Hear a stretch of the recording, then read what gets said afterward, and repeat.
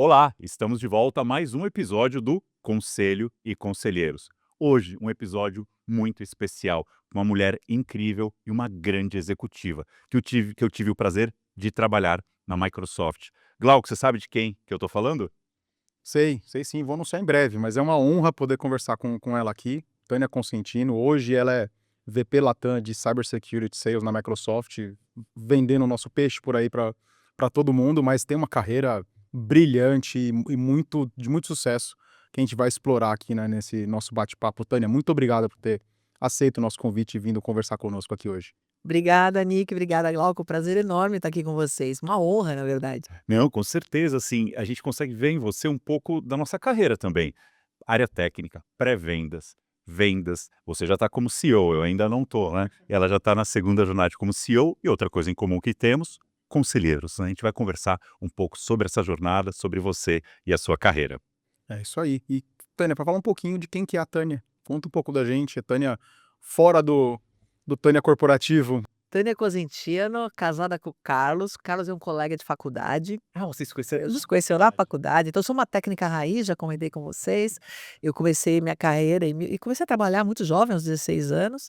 Eu fiz Escola Técnica Federal e fiz o curso de eletrotécnica e o Carlos fez o curso de telecom. Na mesma época, porém em períodos diferentes, nós não nos conhecemos na escola do segundo grau. Fomos para a faculdade à noite, que era a FESP na Não época. creio, fizeram a mesma faculdade? Fizemos a mesma faculdade, porque era a única faculdade de engenharia noturna na cidade de São Paulo. Tinha até hoje tem a Mogi, mas em São Paulo não tinha outra, tem também Santa Cecília, acho que não sei se tem mais hoje, tem uma profusão de universidades que não existia no meu tempo, posso falar, né, lá atrás. E aí nós fizemos a FESP, e no segundo ano nós fazemos parte do mesmo grupo de estudos. Tá. E aí a gente foi ficando, estudando afinidades em diferentes temas, nos casamos, esse ano eu faço 30 anos de casada. Parabéns, que Legal. Tá. incrível. 8 depois de 8 de namoro, então quase 40 anos juntos. E temos 2 filhas de 4 patas, temos 2 cachorrinhos que trazem muita alegria, somos super ligados em família. Então somos nós 2 já técnicos, 2 engenheiros, trabalhamos ele trabalhou muito na área de telecom e eu na área de automação, muito mais na área industrial por quase toda a carreira, e os últimos 6 anos eu ousei vir para o setor de tecnologia, né, se bem que eu estava no setor de tecnologia, mas a tecnologia do OT ou do AT, né, que é automação e operation. E aí eu venho para o mundo da TI, que é um mundo bastante diferente, e aí comecei a tentar dar uns pitacos, né, comecei a tentar aprender um pouco de cibersegurança, Você graças a programava você. as PLCs e tudo mais, fazia Eu fazia projeto de tinha até tudo tipo pouco antes do PLC com relés, então fazia toda a lógica de comando com relé. E fazia placas eletrônicas para dar ganho de capacitor e não sei o quê, para poder regular velocidade de motor com precisão, era um negócio muito legal. E depois a gente foi introduzindo os PLCs, e aí eu fui aprendendo a fazer programação em linguagem de máquina na época, né. E era coisa muito física naquela época também, né, Tânia? Era programação era muito ligado no controle relés e coisas não eram tão automatizados como é hoje, né, tão eletrônicos, né. Mas era muito legal, porque você desenvolve umas habilidades cognitivas, e aí eu tenho históricos, porque eu fazia projeto. Só que o projeto, você sabe que na implementação tem um abismo, né, e aí a turma que ia fazer startup nas máquinas, queria matar os projetistas, porque os projetos não rodavam. Então nós projetistas começamos a ir para o campo, a ajudar no startup das máquinas para aprender e melhorar os projetos. Então você tinha um processo de melhoria contínua. E os técnicos de campo mais experientes, eles já achavam que a gente já fazia parte de uma geração mais digital. Os acionamentos, tudo que eu falo de trabalhar ganho de, elementos eletrônicos para você ter torque e velocidade de uma máquina, a gente deixou de fazer isso com placas eletrônicas, começou a fazer isso digitalmente. E aí os técnicos antigos achavam isso o fim da picada, porque nós estávamos perdendo conceitos importantes, baseado na experiência, né, na vivência, de pegar um regulador e poder ajustá-lo direitinho. Você faz isso com número, é o algoritmo, de certa forma, a IA já trabalhando lá atrás, o algoritmo fazendo essas entregas. E eu acho que existiu uma perda de conhecimento, claramente, entre as gerações que estavam no mercado de trabalho. Mas é a tecnologia, e isso permitiu essa digitalização, dos dispositivos, foi permitindo um acesso maior, a redução de custo, facilidade de implementação, e aí as fábricas foram ganhando automação. E aí eu fui aprendendo a programar e depois as linguagens foram ficando mais amigáveis, né, ao longo dos anos. E hoje com o Copilot, eu estava conversando outro dia com ex-colegas, com colegas da minha ex-empresa, da Schneider, amigos até hoje, e eles estão usando o Copilot para programar os PLCs. Então, muito legal, né? Teve um outro evento antes, quando eu estava na Microsoft também, quando nós trabalhamos juntos, lá era o No Code, No Code. Já tinha alguma coisa sendo bem desenvolvida nesse sentido, e agora com o advento da IA, o Copilot deve ter ido para um outro nível, né? O GitHub Copilot, ele é uma ferramenta, uma das mais pedidas. A gente está vendo um crescimento bastante significativo, porque a gente tem um gap enorme de profissionais qualificados no mundo da TI. Já tinha no mundo da engenharia e no mundo da TI, com todas as empresas indo para a transformação digital, esse acaba criando um estresse maior ainda. Eu falo que toda empresa é uma empresa de TI hoje em dia, né? Você coloca a tecnologia e começa a rodar em cima dela. Então você precisa de profissionais que conheçam tecnologia, nos falta esse profissional, nos faltam devs. E aí o Copilot veio para cobrir esse gap. E a gente viu uma adoção massiva das empresas nesse sentido, e o Brasil é um dos países que tem clientes maiores, somos hoje um dos países mais importantes do Somos grupo. early adopters, né? Somos Da nossa cultura, né? É muito legal. E a gente está vendo isso traz a democratização do acesso à tecnologia. Muito interessante. Deixa eu te fazer uma pergunta. Como que você saiu da parte de projetos, pré-vendas e foi para vendas? Normalmente o pessoal da nossa área vai para venda e fala, paga um pouquinho mais. Ganha mais. Foi por causa disso ou não? E como você chegou à presidência da empresa? Eu estava na área de projetos, só projetos bem raiz, e o máximo que eu fazia é assistência técnica de campo. Mas eu gostava de fazer uma palestra, eu gostava de contato com o público. E meu marido já estava na área de vendas, trabalhando na época na Philips Telecomunicações. E ele falou: Tânia, é outro mundo, você que gosta de exposição com o público, você vai gostar mais, você vai aprender coisas diferentes. Eu falei: mas eu não estudei para ser vendedora, sou engenheira, né? Eu queria exercitar a vida de engenheiro. E aí eu comecei a fazer pré-vendas, acompanhar a equipe de vendas como projetos para melhorar também as transições, da mesma forma que o projetista não faz um projeto que funcione, muitas vezes o vendedor não vende algo que seja fácil de projetar. Então, todo o suporte técnico de pré-vendas é importante. Então, a migração foi acontecendo naturalmente, e aí surgiu uma oportunidade na área de vendas, na Siemens lá atrás, e eu não perdi a oportunidade. E foi, acho que, um dos melhores movimentos que eu fiz, porque ele deu uma guinada na minha carreira importante e me abriu espaço para estudar coisas diferentes, para me aprofundar em novos mercados e conhecer novas pessoas. Então, foi muito legal. E da Siemens você já foi para Schneider? Não, da Siemens eu fiquei 16 anos na Siemens, e aí eu fiquei num concorrente que era o líder de automação no Brasil, Rockwell Automation, tinha acabado de comprar a Allen Bradley. Foi um momento muito importante, que foi fim da reserva de mercado. Vocês usavam fraldas ainda nessas épocas, um pouquinho, um pouquinho. E naquela época, para você fabricar controladores lógicos programáveis, variadores de velocidade, produtos eletrônicos, você tinha que ter uma joint venture com empresas, mas se é com multinacional, tinha que ter uma joint venture com empresa brasileira. A Siemens tinha uma e a Microsoft e a Allen Bradley tinha outra.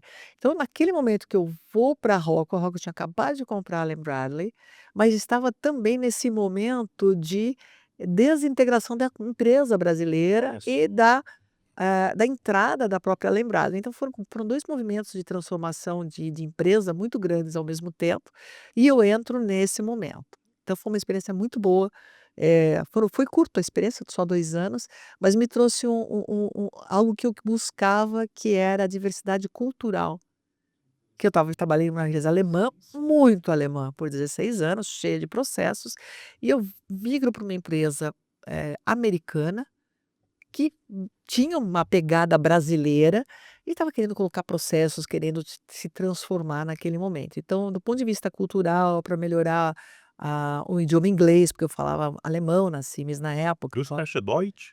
Bisschen. Nein. Ai, hoje, Spreche- hoje muito pouco, mas me ajudou a melhorar o inglês. Então, foi uma transição boa. E talvez por ter ido para a Rockwell que eu consegui ir para a Schneider, porque um colega foi para a Schneider, se encantou com a empresa e me E era convidou. colega da Rockwell. Era um colega da Rockwell. Se Então, tivesse na Siemens, não teria conhecido esse colega. não, não. Então foi muito legal. Coincidências boas da vida. Muitas coincidências boas e eu acredito nisso. Legal. E- E aí você foi ter uma experiência internacional também? Conta pra gente um pouquinho como é que foi essa parte. Aí eu fiquei. Bom, eu entro na Schneider como gerente de vendas. Já chegou como vendas. Já cheguei como vendas. Aí 100% vendas, gerente da área de soluções. Teve uma movimentação, depois de 3 anos, meu diretor foi promovido, diretor comercial foi promovido a presidente da Colômbia. Surgiu uma oportunidade na área, eu concorri, assumi a diretoria comercial. E 4 anos depois vem a pergunta: o que você quer fazer no seu próximo passo? E aí vem aquela pergunta que você tem vergonha de responder. Eu queria ser presidente. Porque até então os presidentes eram expatriados, eles eram profissionais, executivos franceses, a empresa Schneider é francesa, né? Executivos franceses que ficavam 3 a 5 anos no país. E eu vi uma oportunidade, porque o executivo que estava aqui, que era maravilhoso, mas já estava no final do mandato dele, eu vi aquilo como oportunidade, mas vi um pouco da síndrome do impostor, um pouco de, será que eu devo me candidatar a essa posição? Se eu estou preparado. Será que eu estou preparada? Você nunca está preparado.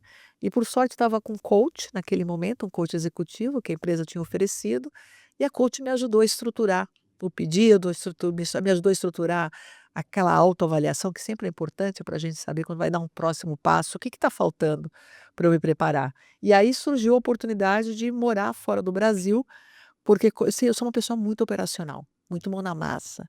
E a empresa queria que eu me desconectasse do operacional para desenvolver uma pegada mais estratégica. Então foi intencional te mandar para Foi fora. intencional, para eu me desconectar da operação, para eu me conectar, desenvolver um novo network, porque o presidente, ele não faz, ele é um orquestrador, ele é um grande enabler, né, um habilitador. E é isso que eles queriam me transformar. Ele falou: não é para você colocar a mão e fazer tudo que você sabe fazer, porque você não desenvolve pessoas e nem negócio. E não tem Seu escala. papel é outro, né? Meu papel é outro.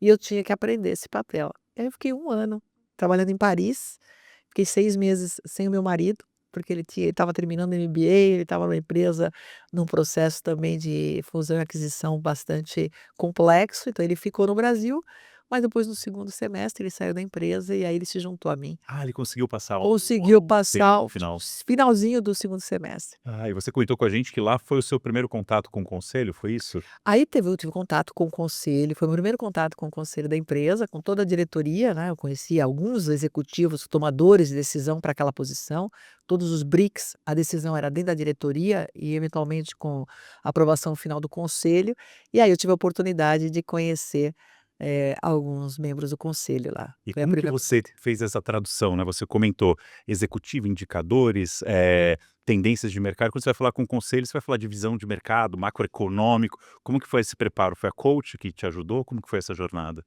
Na verdade, as interações com o conselho eram muito mais de carreira. Naquele momento, elas não eram tão profundas para falar de mercado, estava muito mais focado em mim. É lógico, o mercado brasileiro, todo mundo queria saber o que eu conhecia do mercado, o que eu via de oportunidades. E aí teve algo muito interessante, porque o mundo elétrico, ele ficou de uma certa forma, com evolução linear e não muito acentuada por muitos anos. Chegou a estar estagnado ou não? Crescia muito pouco? Ele crescia pouco, porque ele é muito capital intensivo, então depende muito do crescimento, global ou revolução da tecnologia. Mas a revolução tecnológica não era como ela é hoje, ela era muito mais lenta, e o produto era desenvolvido lá fora, demorava um tempo para chegar aqui. Só que a gente estava vendo que o mundo elétrico estava perdendo o seu apelo, porque vira produto, e produto vira commodity, commodity você não tem como diferenciar. E foi um momento que o CEO da empresa, ele viu a conexão entre energia, transição energética e redução das emissões de CO2. Que ano que era esse? Esse foi em 2007, início de 2008. Então a Schneider é uma empresa que fala de sustentabilidade desde o início dos anos 2000 e conecta o setor elétrico com sustentabilidade desde o início dos anos 2000. Eu falo de sustentabilidade e de transição energética desde 2009.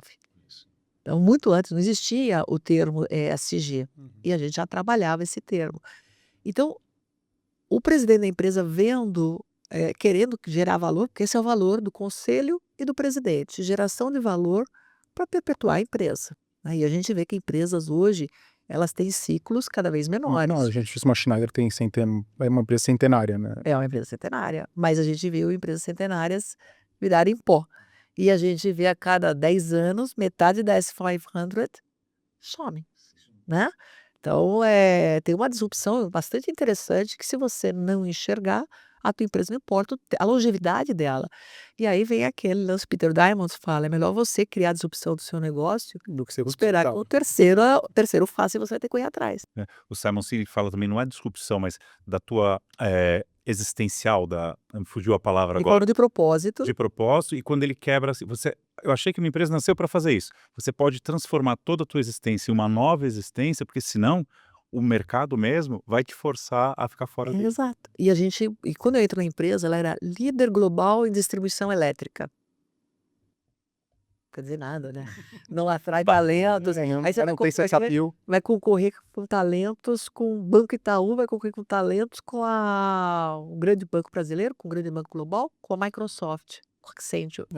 Tem um apelo muito mais Tem um apelo, né, chamativo. maior, você perde. Aí ela se transforma, em 2008, em líder global em gerenciamento de energia. E aí, gerenciamento de energia para trabalhar o aquecimento global, para trabalhar a transição energética.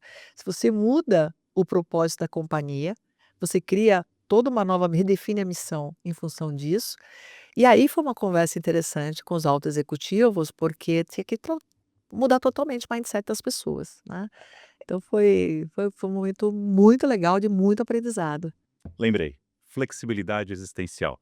Ô, Léo, coloca aí depois na legenda certo, não, quando eu gaguejei lá, hein? E aí você ficou lá até dar o pulo para a Microsoft. Aí eu assumi a presidência do Brasil, eu volto em 2009 como presidente do Brasil, fiquei até 2013, depois fui promovida a presidente, aí quase 5 anos, depois eu fui promovida a presidente da América Latina, aí fico mais 6 anos, e aí eu assumi a vice-presidência global de qualidade. E aí era legal porque Que a incrível. empresa tinha mais de 200 fábricas na época, tinha algumas dezenas de centros de distribuição, então qualidade e segurança, então segurança sempre foi algo importante na minha vida. Aqui é 2 pontos interessantes. Qualidade, né, produtos que a gente diz operações críticas, Tem então uma exigência tá. grande de qualidade. Segurança operacional, 200 fábricas, mais 40 centros de distribuição, você tem seres humanos Risco de manipulando, vida muito grande. risco enorme, então, e também nas operações dos nossos clientes, tá? E É verdade, né? Porque não é só a sua operação. não, você está colocando os equipamentos lá dentro e você pode terceiros, prestadores de serviço, pessoas que estão fazendo as montagens dos equipamentos. E aí começou a surgir, porque aí teve uma segunda revolução, que aí já começa em 2011, 2012, que era a transformação digital no mundo do OT. Então, a primeira grande revolução foi essa da transformação em Energy Manager e depois em líder de OT em 2012, 2013. E aí o que a gente começa a falar com a entrada do OT? Cibersegurança no OT. Quem foi o gênio que resolveu conectar essas redes na internet? Para quem dá um IP lá, né? Quem tá um IP externo para esse negócio? Tá então bom, E fechadinho. eu vou lembrar, a empresa, na época, a Schneider, que não era líder, e não é hoje, até hoje líder em automação, é líder em Energy Management, ela desenvolveu um PLC, ela desenvolveu um PLC que se comunicava numa rede que chamava Transparent Factory. Era conectar na internet. O que os CIOs falavam para a gente lá, isso 1998 para 99. O que os CIOs diziam? Jamais eu vou conectar a rede Com essa OT ênfase. com a rede corporativa. E um jamais bem grande. Sim, sim. Volta para casa. Quer dizer, a empresa estava 20 anos antecipada à frente. Então o produto não pegou para pouquíssimas empresas super inovadoras e os protocolos de comunicação que existem até hoje eram os protocolos proprietários MMS, das Modbus, Modbus, Profibus, DeviceNet no caso de Rock Automation, que era uma rede super interessante, mais determinística. E a gente ficou assim a falar técnicas. Não imagina a passagem. Você é saudosista. É bom demais, eu gosto da parte técnica. Mas aí você vê o jamais, e aí eu comecei a falar de transformação digital, porque de 2013 para frente, aí eu junto transformação digital, sustentabilidade, transição energética, e aí minha aventura falar de OT numa palestra que eu dei na Petrobras em 2017, acho, falando do futuro da tecnologia onde você mostra o digital operando plantas de forma remota, Os gêmeos digitais, gêmeos você se digitais, que replica. é fantástico, né, como você opera uma planta com os gêmeos digitais. E você tem aqui a parte aí segurança física também com realidade mista, como que você melhora a segurança de um operador de máquina, ou fazendo todo ele remoto, com realidade virtual, operando uma planta remota, você também aumenta a segurança do profissional, e aí vem entra a segurança do OT na minha vida. Então você viu que já tinha um mundo de IT me rodeando Sim, já há ia alguns pegar anos. ali de Legal. fora. Já era um chamado. E aí eu tive uma conversa, bateu no LinkedIn, alguém me deu um hello, Pelo eu LinkedIn respondi um mesmo. hello. Olha Era só. uma pessoa do Talent Acquisition da Microsoft querendo conversar comigo. Lá de Seattle mesmo. Ela ficava em Miami, Miami, mas tá. reportava para a estrutura global. E eu falei: "Oi, quer conversar?" "Posso conversar." E começamos a desenvolver um relacionamento. E ela queria saber se eu queria vir para a Microsoft. Eu falei: "Não, estou feliz aqui, não quero." E aí um dia a gente tendo uma conversa, eu fui para Miami, depois de 6 meses conversando com ela, falei: "Deixa eu convidá-la para um café." Uma moça super inteligente, super simpática. E aí eu chamei essa moça para um café e ela me contou do Satya, da missão, da visão, da transformação, e eu saí apaixonada. Aí eu me senti uma traidora, porque eu falei: "Eu tô apaixonada por 2 empresas."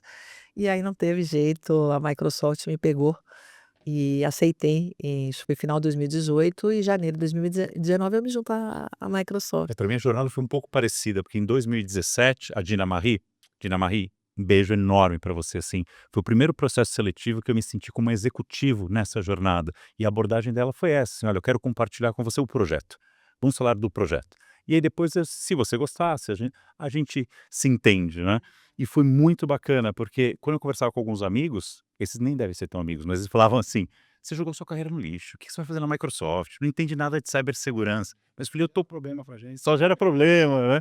E eu via, sabe, assim, a gente vai chegar lá com tanto investimento, né, essa nova visão do Satya, o Brett Arsenault, o CISO, que é uma pessoa também incrível, eu quero fazer, não importa o que o pessoal tá falando, eu vou lá. E foi uma das melhores coisas, assim, que eu fiz em termos de executivo na carreira, e a visibilidade foi maravilhosa. E tá contigo nessa jornada também, porque rapidamente quando você chegou, você já levantou a bandeira e deu espaço para a cibersegurança, que naquela época eu ainda estava patinando muito, assim, para que aquilo fosse intencional.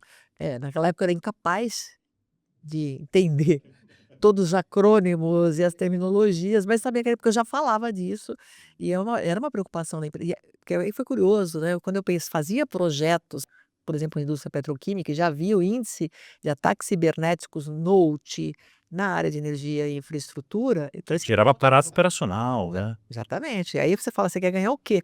Fazendo transformação digital, redução de downtime, com gêmeos digitais, melhorando a disponibilidade dos seus ativos." Aí você dá uma bobeada, toma a tua planta É, inteira vai por um vai ficar motivo. pior, vai ficar pior, né. E aí eu comecei a ter essa preocupação, a empresa desenvolveu vários projetos de assessment e projetos de cyber em OT, mas aí quando eu vou para a qualidade, vem uma outra pegada, porque a gente tinha uma série de produtos físicos que você fazia atualização de firmware com USB. Físico, né. Ai, meu Deus. E aí começa uma preocupação, fala: "Gente, a gente tem que mudar isso aqui." Então, eu já estava inserida indiretamente no tema, e é lógico que o Nick e mais algumas outras pessoas me fizeram me apaixonar pelo tema. E aí o time foi muito legal, né, a Vanessa Paz, Vanessa Paty, Granha, a o gente Tony estava no México, o Inácio também na América Latina. Mas para a gente finalizar essa parte do OT, acho que você vai concordar comigo, e como que a gente pode levar essa bandeira para a cibersegurança? Porque quando você está no OT, a tradução para cyber foi um pouco, para tecnologia foi um pouco diferente, porque o safety lá é uma coisa, a cybersecurity é outra, né. Aqui virou tudo segurança. Quando a gente está numa planta, a primeira preocupação no português correto é: ninguém pode morrer. Ninguém pode se machucar. A disponibilidade em primeiro lugar, porque cada planta tem sua meta de produção, de margem, disso, aquilo, aquilo outro. E para evitar que as pessoas se machucassem, alguns procedimentos foram feitos. Por que tem que andar com a mão no corrimão? Porque algum dia alguém escorregou, então é obrigado. Porque não pode falar no telefone, porque você pode tropeçar, salto alto. Mas não é o teu chefe que vai lá e te dar bronca.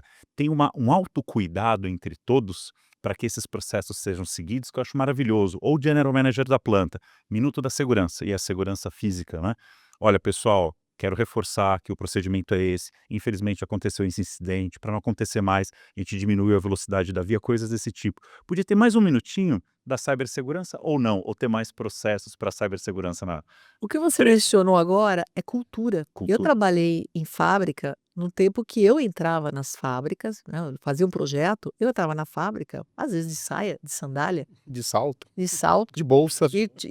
uma vez eu dei uma parada de máquina, de um equipamento meu, numa planta, eu tinha que voltar de um almoço, o cliente falou: "Ó, tô ligando para a matriz, sexta-feira não tem mais ninguém lá, você vai ter que botar a planta para rodar". E eu tinha um happy hour ainda por cima. Eu fui pra planta, estava vestida social, estava com sainha, sapatinho de salto. Eu falei: "Gente, vocês têm os equipamentos sobressalentes?", porque eu vendi, fomos achar o sobressalente, e eu com a equipe da manutenção, botei o equipamento para rodar. E fui embora para o meu happy hour, cheguei tarde pra caramba, mas cheguei no meu happy hour. Hoje em dia, com normas de segurança, você não é jamais, isso não para. Então, você inserir, incutir uma cultura de segurança, porque na hora que você usa um EPI, você fica mais lento. É a mesma coisa, você tem um password, você tem, os procedimentos de segurança, o multifator, né, o fator multi-autenticação, você tem alguns fatores que você acha que compromete a experiência.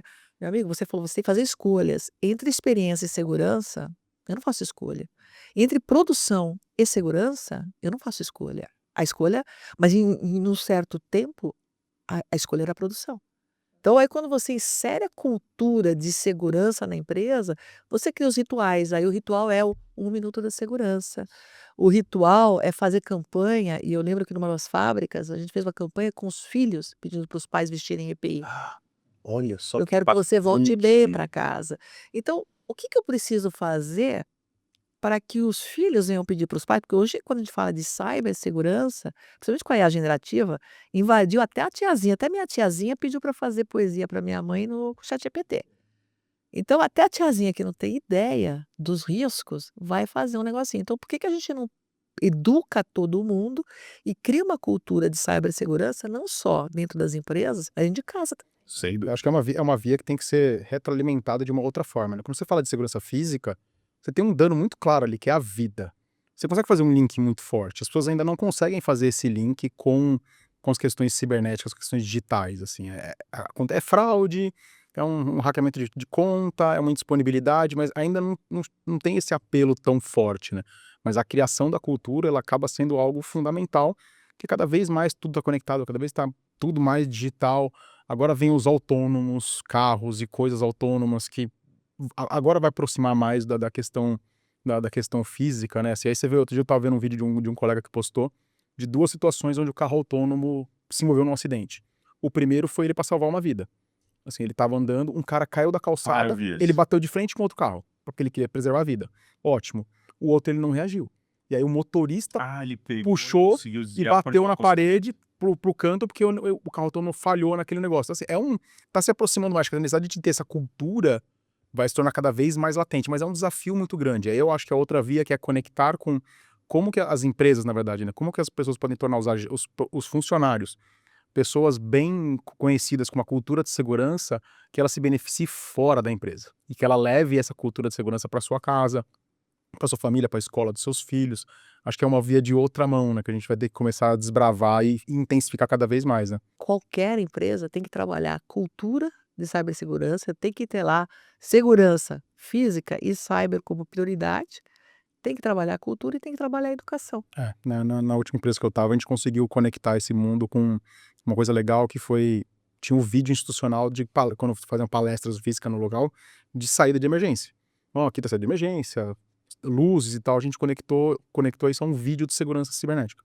Falou assim: "Isso aqui é uma reunião, tem informações que podem ser confidenciais, quem tá remoto, presta atenção se não tem ninguém vendo". A gente juntou e fez um vídeo que juntavam os 2 temas numa coisa só. Foi a primeira forma de ter uma conexão do físico e deu muito resultado, que o pessoal começou a prestar mais atenção. É uma forma de você conseguir engajar, né. E quando eu vou falar com conselhos executivos que não têm essa cultura, o desafio que eu passo para eles é esse: se agora tocar o alarme de incêndio, todo mundo sabe o que fazer? A gente sabe, né, Nick? Deixa as coisas aqui, vai com calma até a escada de incêndio, vai até no ponto de encontro. Por que que ele sabe? Porque isso foi treinado, isso estava lá, é cronometrado. Foi repetido, os exercícios são E a minha repetidos. pergunta é: e se acontecer um ataque cibernético agora, todo mundo aqui sabe o que fazer? Ah, hum, tudo bem não saber, mas a partir de agora, a gente não pode mais falar, né, ter Mas essa a resposta. gente vê que ainda empresas até que sofreram ataques, num segundo elas E essa é a questão. O que que o board faz no ataque cibernético? Qual a sua primeira reação? A gente fez outro dia, na ESA, estávamos com o cliente, fizemos um exercício de tabletop. E estava lá, o pessoal financeiro, paga o, né? Volta logo, bota era véspera, a simulação era véspera de Black Friday. Amigão, bota isso aqui no ar, não importa o que aconteça, paga logo o resgate. E aí foi muito curioso, porque na simulação tinha marketing na mesa, tinha vendas na mesa, tinha CFO, não tinha legal na mesa. O pessoal de É. comunicação tá Aí a comunicação estava lá, mas era o exercício era esse, depois ele ensinou, o cliente estava lá, todo mundo assistindo, o cliente que a gente estava querendo demonstrar, mas a gente mostrou que deu ataque, não sentou na mesa quem deveria sentar. Uma decisão bastante enviesada, sem medir consequências de longo prazo para poder simplesmente endereçar o curto prazo, falta de transparência com os stakeholders externos, uma empresa de capital aberto não pode ter falta de transparência, ela tem que imediatamente comunicar ao mercado, isso é fato relevante. Então, como que você chega para o conselho e fala, isso vai bater em você? Que eles também têm que fazer parte, né, do negócio. O primeiro tabletop que eu fiz, mais organizado assim, numa empresa, eu chamei todo mundo. Consegui trazer um representante executivo de cada área que a gente entendia que fazia parte do projeto então veio o legal, e o pessoal, mas o que eu tô fazendo aqui? Eu falei, senta, relaxa, toma um café, que a sua hora vai chegar. Fica tranquilo. E aí a gente foi colocando pontos que tocavam em todos eles, assim, ó.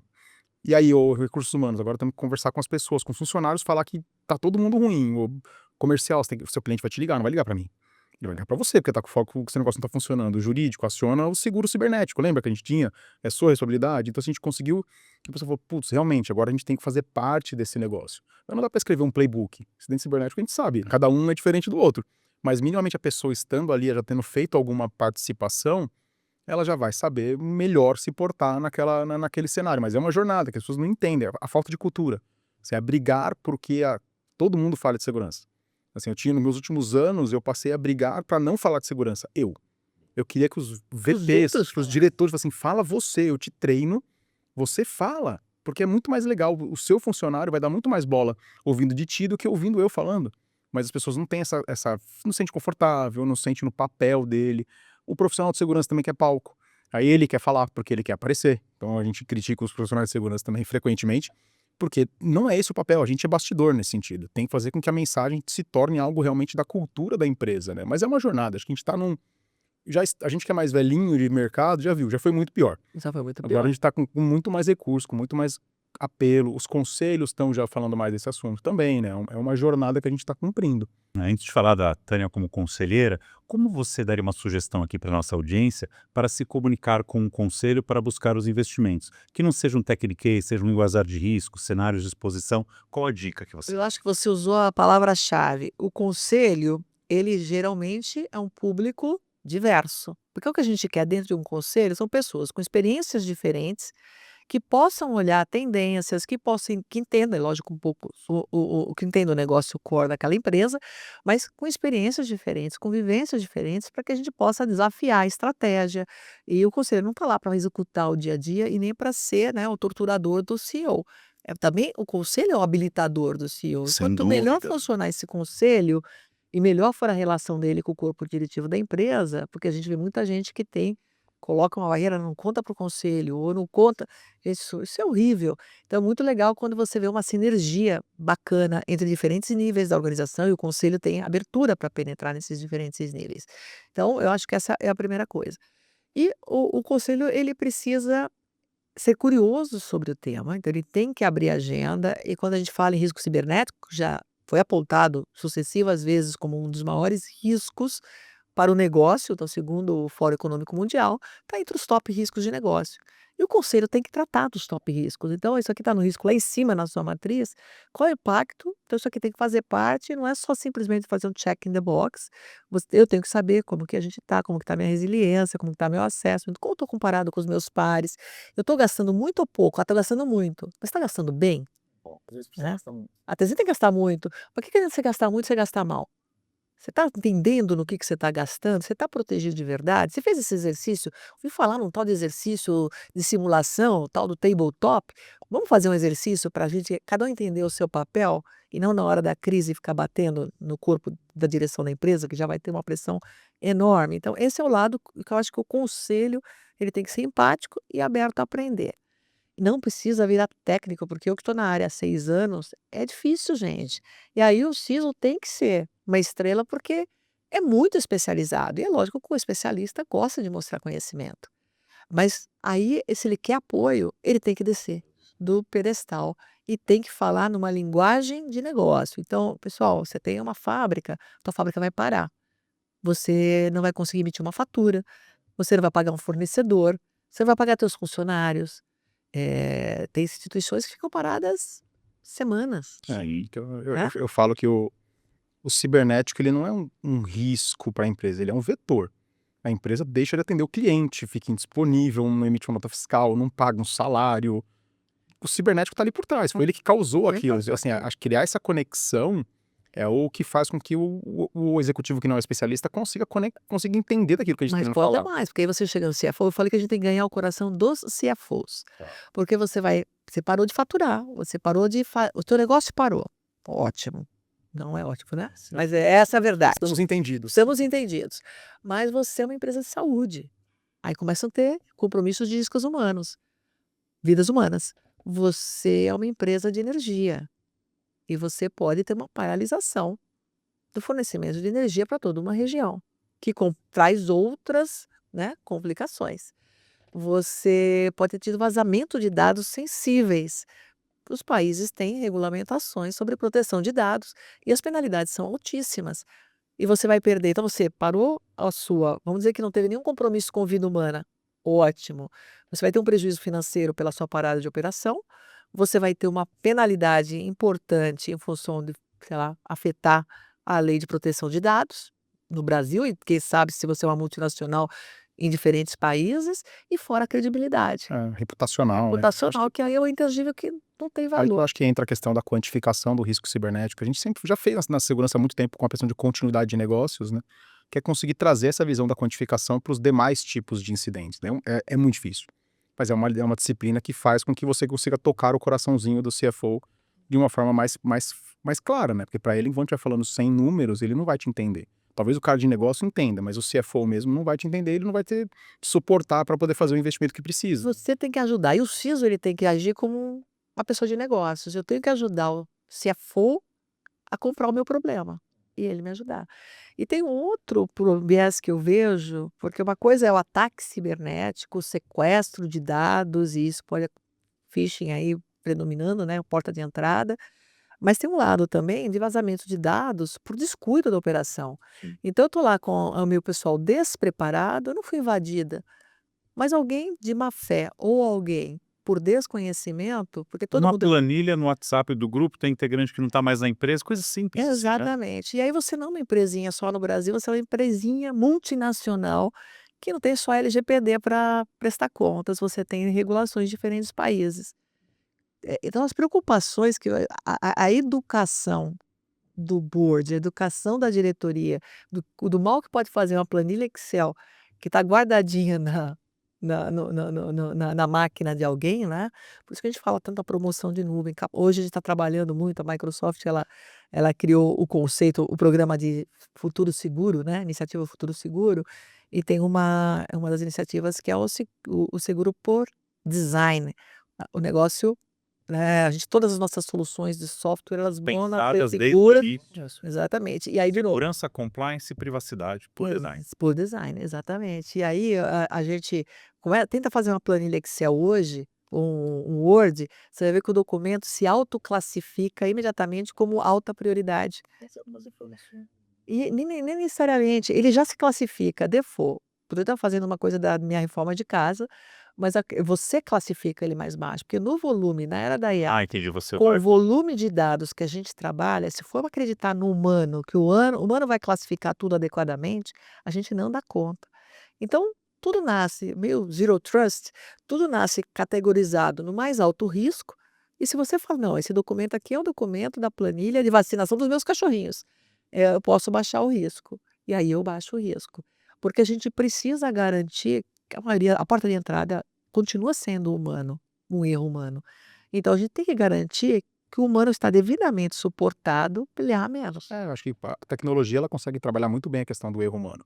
Quando a gente fala assim, se o cara quiser vazar a informação, tem N formas de insight, o insight, o cara vai tirar foto da tela, mas eu quero evitar que não ajudei um amigo de uma empresa que o cara me ligou desesperado, falou, Glauco, eu coloquei uma planilha errada no e-mail, tinha 50 pessoas externas na cópia. O que eu faço? Falei, reza. Porque o e-mail já foi, não foi? Ele falou, foi. Eu falei, então agora você reza, cara, porque não tem o que fazer, tem um monte de Tem Gmail. recall imediatamente. Mas já fiz recall, deu um monte de falha, eu falei, então agora você reza, acende uma vela, porque Já já era. foi, não tem, assim, mas um erro humano, pro erro humano a tecnologia é muito boa. Mas tem que ter o aculturamento para poder. Acho que esse assunto de classificar a informação é um dos mais espinhosos que tem nas empresas. Assim, capacitar as pessoas para classificar direito, para poder não jogar lá em cima ou jogar para baixo, tudo virar público. Então você tem que ter um mecanismo que dose isso. Mas volta de novo na questão de cultura, que a pessoa ter o seu conhecimento, fazer o link com as suas coisas pessoais, fala assim, isso aqui é sua declaração de imposto de renda, você quer que ela vá para o mundo? Não. Então por que o documento da empresa pode ir para o mundo sem preocupação, se a sua coisa não pode? Então começar a criar esses links de capacitar e conscientizar as pessoas, cria essa cultura na jornada, né? Acho que é o futuro. Mas agora vamos tirar o chapéu de executivo e colocar o chapéu de conselheiro. Como foi a tua jornada para o conselho? Você se preparou? Foi também um convite que veio até você? Conta um pouco pra gente. Eu já pensava em atuar em conselhos, porque sempre é aquele negócio de você pensar em carreira e próximos passos, né? Qual é o meu próximo passo? Eh, e aí eu falava o plano B. O plano B era para começar a atuar em conselhos. Há muitos anos eu participo de conselhos de pro bono de diferentes instituições. Você fez alguma capacitação ou já participava? Eu participei antes de fazer capacitação, comecei com o Anshan, com o CEBEDS, que é de sustentabilidade, aí pelo conhecimento técnico que eu tinha, eu entrei nesses conselhos. ICC, Anshan, Brascom, da área de tecnologia, o CEBEDS, que é da área de sustentabilidade, Fundação Amazônia Sustentável, fui Ah, é vários verdade. Tá bastante tempo lá, né? eu já não estou mais, porque aí não consigo dar conta, mas eu acho que quando eu partir definitivamente para conselho, se eles ainda me quiserem, eu brinco com eles, porque estou sempre por perto, adoro até o propósito da FAS. E fiz projetos incríveis com eles de acesso à energia, que, né, me dá orgulho. Isso transforma a vida de pessoas, levando energia, coisas, né, básicas para nós e não tão básicas para muita gente.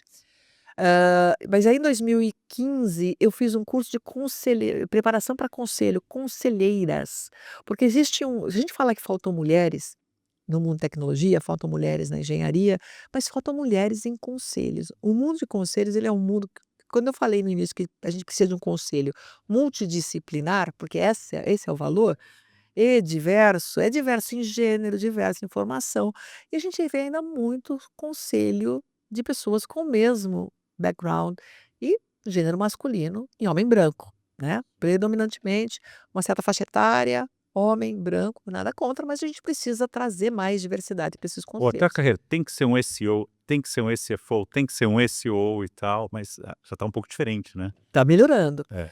E aí, quando um grupo de mulheres que elas, eram a chair do WCD é Women Council Director no Brasil, naquele momento elas ficaram meio cansadas de ouvir a réplica de chairmans dizendo: "Não tem mulheres preparadas".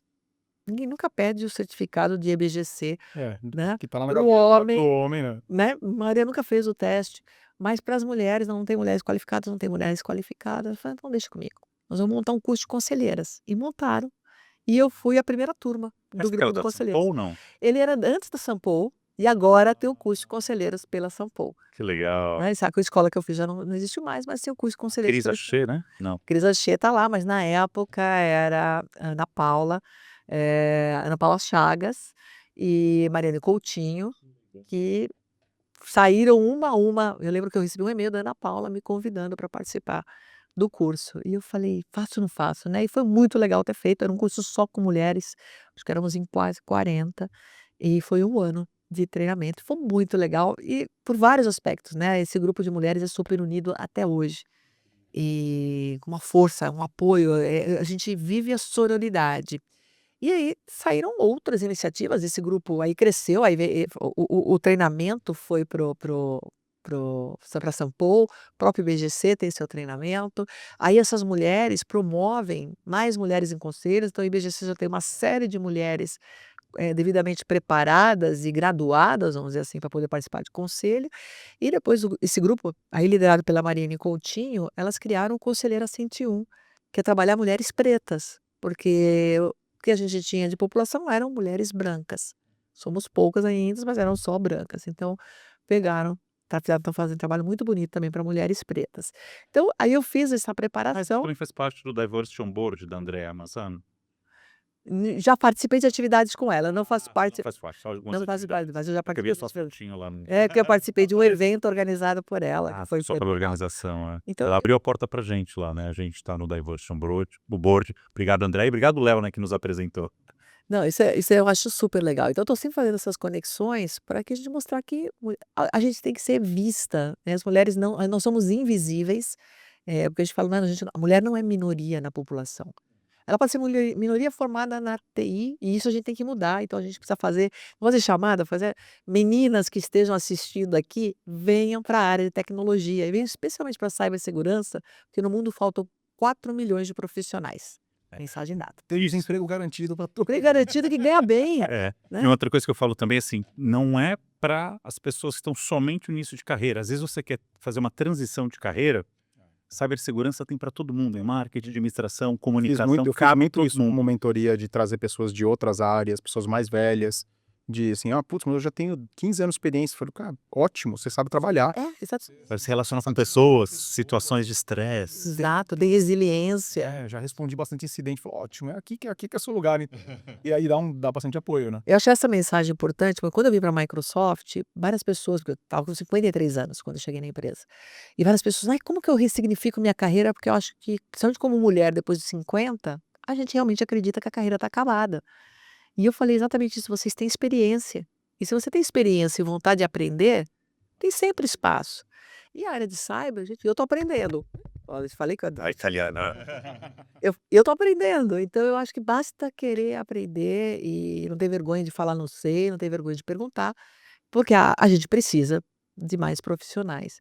Mas é isso, foi assim que eu entrei, aí me preparei melhor para ser conselheira, e um dia eu recebo um telefonema do Décio da Silva, que é o chairman da WEG, uma empresa brasileira, multinacional Conselho brasileira. administrativo, né? Conselho administrativo. Governança de E é uma altíssimo empresa super top, que é orgulho nacional. Orgulho Nacional, que é uma empresa que, ela esteve na minha carreira, desde o início da minha carreira, né, eram concorrentes, então eu conheço demais a WEG, e aí fomos concorrentes, fomos clientes um dos outros, que entravam em determinados momentos eu precisava de produtos deles, eles precisavam dos meus, fomos parceiros.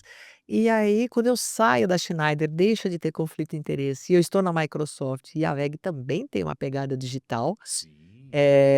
Aí o Décio me estendeu esse convite e com muita honra e felicidade eu aceitei. Então tô 3 anos já no conselho da WEG. Que legal. E tá sendo uma experiência. Como é que foi a prática? Não, a Você se experiência. preparou e aí. Não, o que que alguns aspectos interessantes, né? Você tá do outro lado da mesa. Então é diferente. Trocar o chapéu do Trocar o executivo, executor pelo conselheiro. Exatamente. E então eu acho que a primeira coisa é a gente saber se posicionar. E é aprendizado todo dia. E a empresa tem uma dinâmica que é uma empresa extremamente inovadora.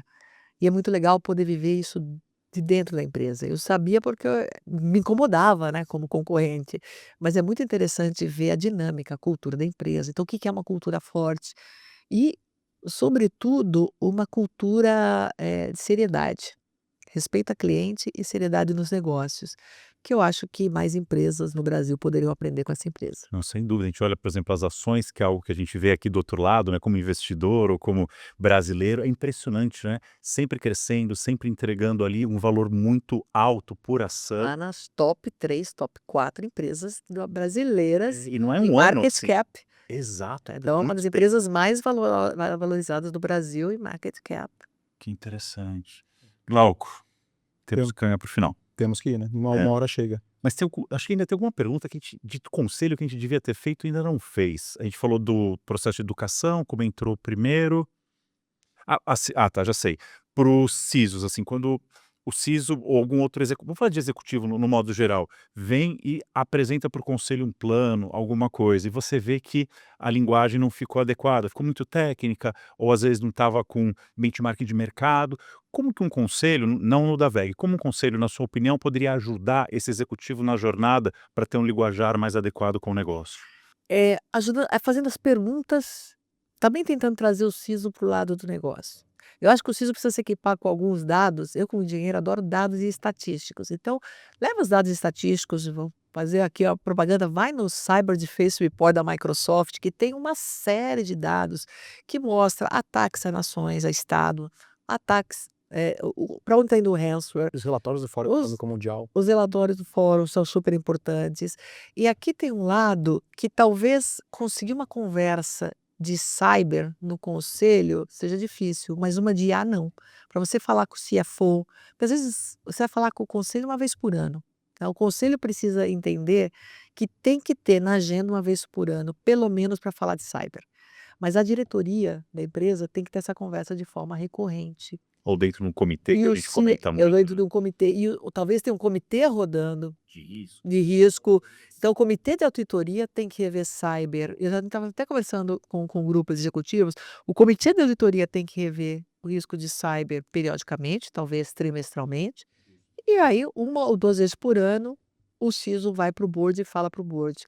Mas no dia a dia, o board tem que ganhar o coração do CFO. E aí ele tem que mostrar o que está acontecendo. Preciso ganhar o coração Coração do CFO. CFO, para o Perfeito. CFO e o CEO entenderem, que nós falamos nisso, reputação, parada de negócio, penalidade, riscos de vidas Lucro humanas cessante. e tudo mais. E a gente tem que acho que vale estender um minutinho, porque se o risco já existia e era gigantesco, com a IA e a IA generativa, ele ficou muito pior, porque a superfície de vulnerabilidade se expandiu absurdamente.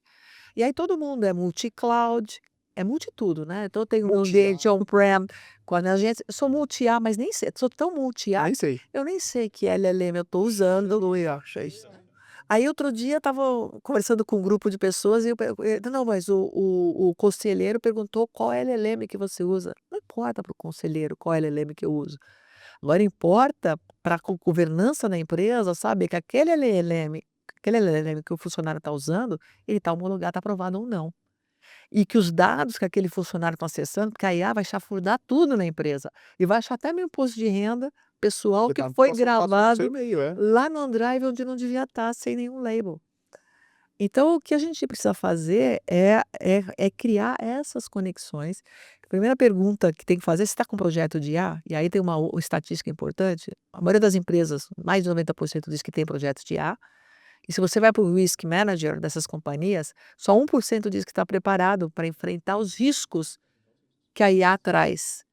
Então, gente, criar uma governança e aí sim as ferramentas e permitir que você seja multitudo, né? Sou multi-IA, eu sou multi-cloud, multi-sistema operacional, continuo on-prem, tenho lá meu mainframe, consigo trabalhar tudo isso, proteger rede, proteger identidade, proteger dados, proteger meus aplicativos, tudo isso de uma forma, né?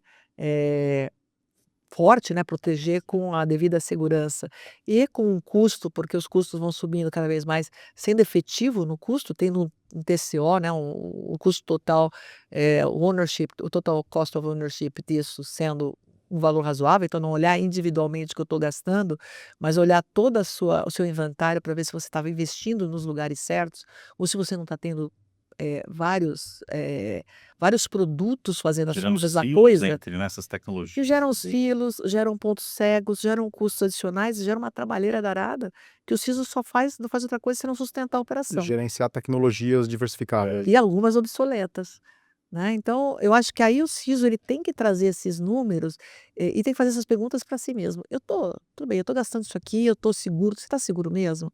A governança está ok? Vale a pena conversar com o pessoal de risco para entender se está ok?